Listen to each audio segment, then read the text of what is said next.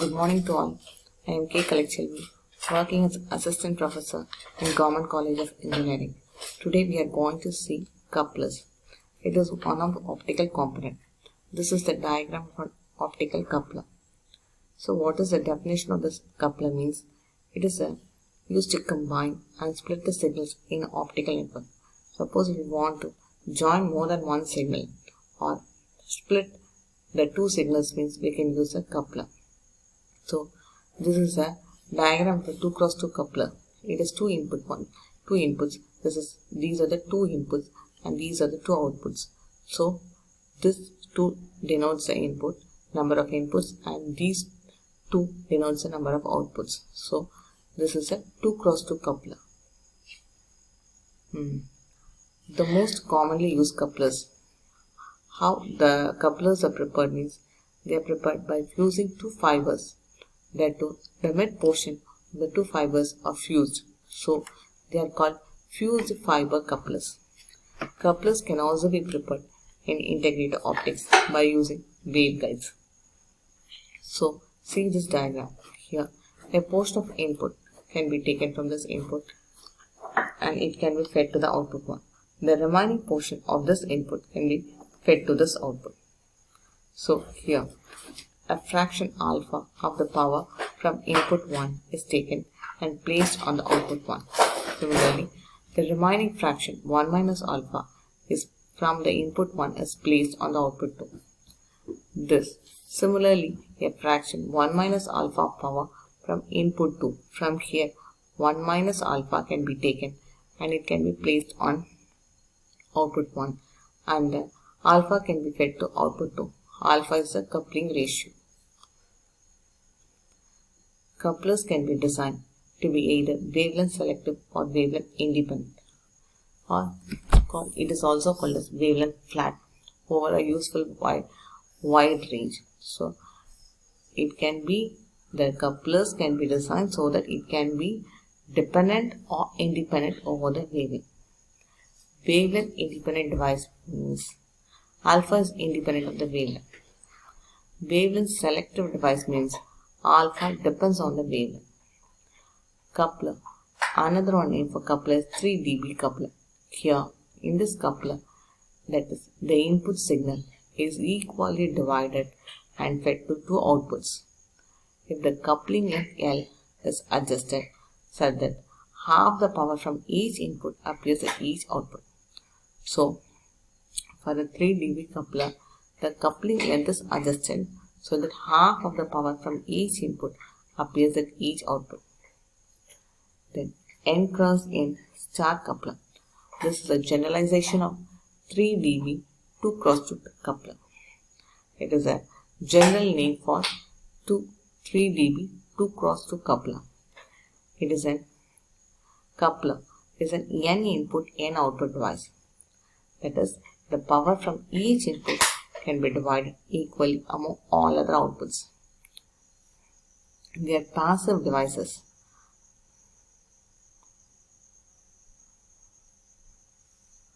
Because why they are, and they are also called as reciprocal devices. Why means they work in the same manner even if the inputs and outputs are reversed. Even if you interchange the inputs and outputs, the coupler is going to behave in the same manner. That is why they are called as reciprocal devices. Next is isolators and circulator. They are passive non-reciprocal devices.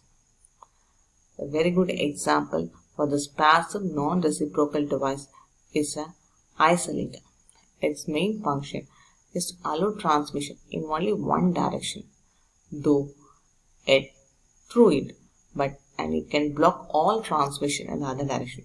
That is, isolator will allow the flow of signals in only one direction and block the transmission in other direction. Isolators are used at the output of optical amplifiers in order to prevent the reflections from entering the devices. When an isolator is placed, it will avoid or prevent the reflections from entering the adjacent devices. So suppose If reflections are entering the devices, means it can degrade or reduce the performance of the system. Next, insertion loss. This is a loss that is going to occur in the forward direction. This loss should be very small as possible. Isolation. It is a loss that will be occurring in the reverse direction. This should be as large as possible. Insertion loss should be small, whereas isolation loss occurring in the reverse direction. So these are the diagrams of circulator. See, a circulator is similar to an isolator, except that it has multiple ports. See, 1, 2, 3. 3 ports are there. This is first, second, 3. Multiple ports. Similarly, these are the ports 1, 2, 3, 4. In a 3-port circulator, for example, if we take an input on 1 can be fed to 2. This is port 2. And an input signal on port 2 can be fed to port 3. Why this is used means for adding or dropping the signals, circulators can be used. So, how an isolator works? This is the principle of operation of isolator. It works for in a particular state of polarization of the input signal. So, this is the incoming light. This is the polarization. Polarizer. This is the orientation of signal. Polarizers allows a particular orientation of the signal. This is a Faraday rotator. It rotates the orientation of the signal at 45 degrees. This is yet another polarizer. It allows only the 45-degree rotated light. Then this reflected back. This polarizer allows, and this Faraday rotator once again rotates the orientation of signal by 45 degrees. But this polarization doesn't allow the light. So, it allows a particular state of polarization of the input signal. The remaining things will not be accepted. That is, when the polarization of signal changes, it doesn't allow to flow out.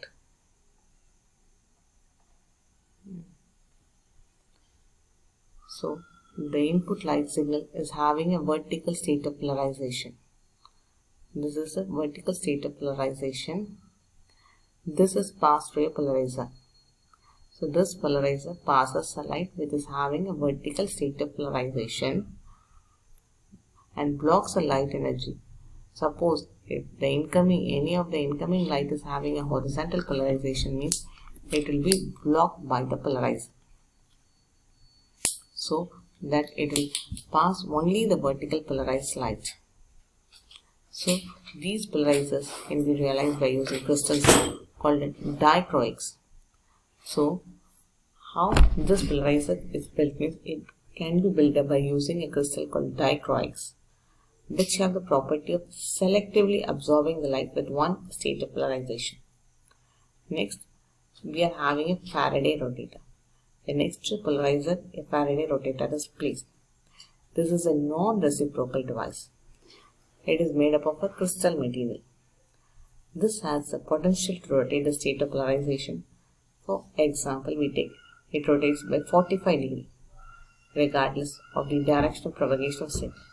Whatever might be the direction of propagation of signal, this Faraday rotator will change the state of polarization of the signal by just 45 degrees.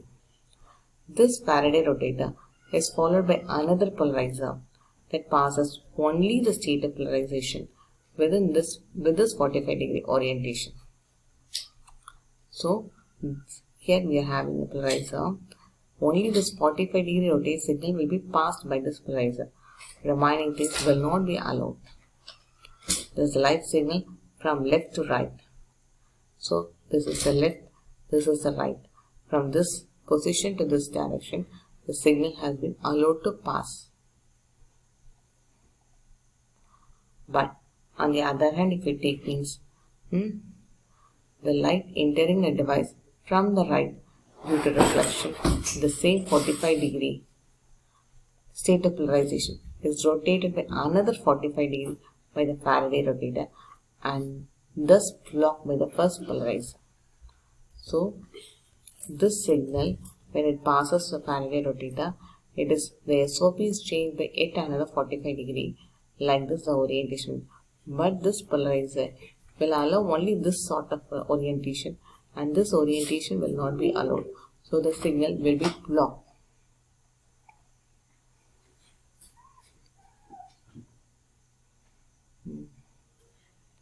So this is a very complicated design, but different designs are also there.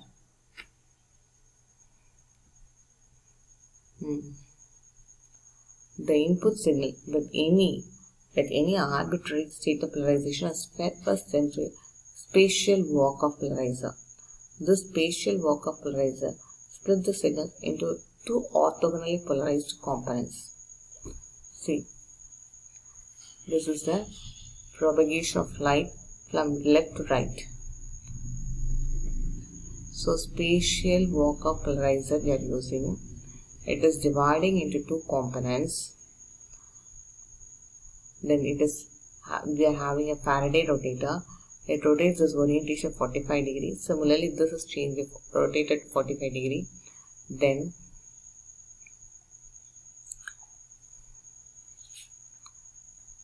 it can be realized by using bireference. The spatial walk-off polarizer can be realized by using the bireferential crystals whose refractive index is different for two components. That is, it is having two refractive index. When light with an arbitrary spatial state of polarization is incident on such crystal, the two orthogonally polarized components are refracted at different angles. Each component goes through a Faraday rotator, which rotates the SOP by 45 degrees. The Faraday rotator is followed by a half-wave plate. This half-wave plate is a reciprocal device.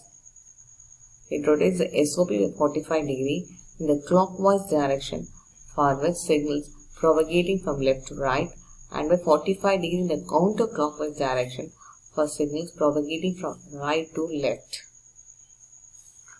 The combination of the Faraday rotator and the half-wave plate converts the horizontal polarization into vertical polarization and vice versa. And the two signals are combined by another spatial walk-off polarizer at the output. See, it is splitting of signals. This is one orientation. This is a horizontal orientation. This Faraday rotator changes the orientation 45 degrees. Then the lambda by 2 plate is there. Next, once again a spatial walk-off polarizer is there.